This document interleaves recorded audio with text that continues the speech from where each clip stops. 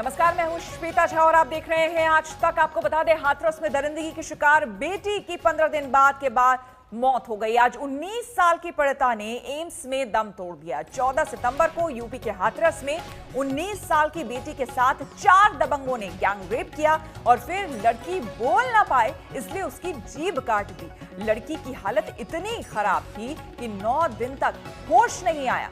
होश आने पर पीड़िता ने जो बताया उसे सुनकर सभी सन्न रह गए। इतनी हैवानियत के बाद भी वो आखिरी सांस तक जिंदगी के लिए जंग लड़ती रही, लेकिन आज वो ये जंग हार गई।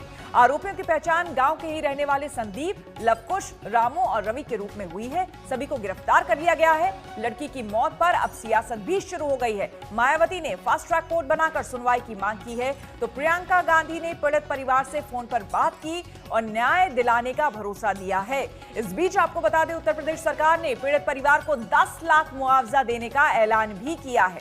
तो बेहद दुखद खबर। ये घास लेने गई हुई थी खेत में, तो वहाँ पे साथ में बड़े भाई भी गए हुए थे, मम्मी भी गई हुई थी, 3 लोग थे।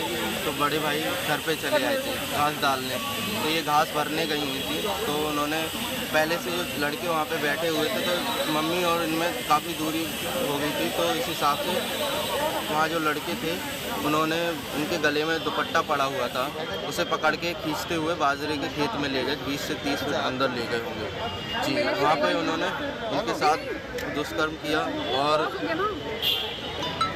उन्हें इतना मारा पीटा कि उनकी ये रीढ़ की हड्डी वगैरह सब टूट गई थी।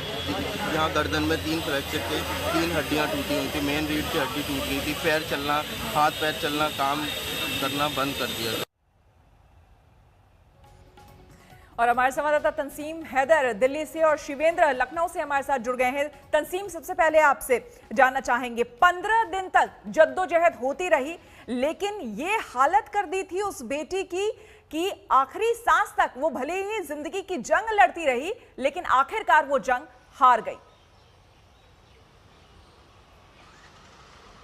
जी, जो रिपोर्ट सफदरजंग हॉस्पिटल में मैंने देखी है श्वेता, उसमें साफ नज़र आ रहा है कि जो इसमें आरोपी हैं उन्होंने इस बात की पूरी कोशिश की थी कि किसी भी हालत में वो लड़की, उसकी जान बचने ना पाए। यही वजह है कि इसको बुरी तरह पीटा गया। कई हड्डियां टूटी हैं, सर में चोट के निशान हैं, हाथ पैरों में चोट के निशान थे और उसके अलावा जो जीभ थी वो काट दी गई। यानी कि कोशिश यही थी कि किसी भी हालत में उसकी जान न बचने पाए। और अभी उसका पोस्टमार्टम चल रहा है, तो जाहिर है पोस्टमार्टम के बाद ये पता चलेगा कि और कौन सी इंटरनल पार्ट्स में कहाँ इंजरीज थी जिसकी वजह से इस लड़की की मौत हो गई। और सबसे हैरान करने वाली पूरी इस मामले में बात ये नजर आती है कि जब पुलिस को इस बात की जानकारी मिली तो शुरुआत में पुलिस ने इस मामले को छेड़छाड़ माना, उसने छेड़छाड़ में दर्ज किया। और जब थोड़ा प्रेशर पड़ा तो उन्होंने इसको 307 में दर्ज किया, अटेम्प्ट टू मर्डर में। जाहिर सी बात है कि कितना लापरवाही भरा ये रवैया है, जिसमें कि इतने बड़े गैंग रेप के केस को छेड़छाड़ में दर्ज किया गया। बिल्कुल शिवेंद्र, यहाँ पर यही सवाल उठता है, न सिर्फ उत्तर प्रदेश सरकार बल्कि हमारे देश में आज भी ये स्थिति है कि केस तक दर्ज नहीं होता है इन मामलों में। छेड़छाड़, जैसे तंसीम बता रहे हैं, छेड़छाड़ का मामला पुलिस मान रही थी और 15 दिन बाद आज उस बेटी की क्या हालत हुई, वो जिंदगी को अलविदा कहकर चली गई। और उसके बावजूद हमारी सरकारें, हमारी व्यवस्था हाथ पर हाथ धरी बैठी रहती है।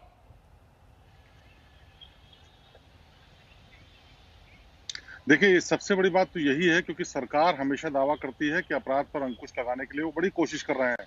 चाहे वो बात हो अपनी तरफ से सरकार का ही महिमा मंडन करने के लिए तमाम लोग सामने आ जाते हैं कि ये अपराधी तख्ती लटका करके क्षमा मांगता हुआ आ रहा है, तमाम एनकाउंटर कर दिए जा रहे हैं, तमाम ऐसी सख्ती की जा रही है जिससे कि अपराध न होने पाए। और दूसरी तरफ इतनी बीभत्स घटना सामने आती है जिसमें 4 लड़के न सिर्फ गैंगरेप करते हैं बल्कि गवाही न दे पाए, बोल न पाए लड़की, इसके लिए उसकी जीभ तक काट डालते हैं, उसको मारने तक की कोशिश करते हैं और आखिरकार वो जीवन की जंग अपनी हार जाती है।